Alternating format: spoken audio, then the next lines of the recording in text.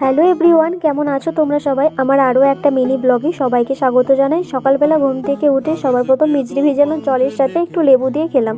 এরপরে মুড়ির জোগাড়ে করেছিলাম আলু ভাজা, আর তারপরে মুড়িটা খেয়ে নিলাম। আর গ্যাসে আজকে তরকারিগুলো করেছি, উনুনে ভাতটা করেছি, কারণ মা নেই তো সমস্ত তরকারি আর ভাত উনুনে করাটা খুব চাপের ব্যাপার। এরপরে একটু আমের টক করে নিয়েছিলাম, আর তারপরে ভাতের ফ্যানটা গেলে নিলাম। আর এদিকে গরুগুলোকে খড় দিতে গেছিলাম, অনেকক্ষণ থেকে ওরা একটু চেল্লাচিল্লি করছিল। তো যাই হোক, এরপর স্নান করে ঠাকুর পুজো করার জন্য ফুল তুলতে গিয়েছিলাম। জানো তো, যখন ছোট ছিলাম, মানে ওই যখন 9-10-এ পড়তাম না, তখন মনে হতো যে বিয়ে করে নেব আর সংসার করব, পড়াশুনো করার কোনো ঝামেলাই থাকবে না। কিন্তু এখন মনে হচ্ছে যত বড় হচ্ছে, ওরে বাপরে, সংসার ওটা মারাত্মক চাপের জিনিস। এর থেকে ভাই ব্যাচেলর লাইফে অনেক ভালো আছে। আর তোমরাও যদি আমার সাথে একমত হয়ে থাকো তাহলে সেটা কমেন্টে জানিও। আর আমার ভিডিওটা শেষ পর্যন্ত দেখার জন্য অসংখ্য ধন্যবাদ।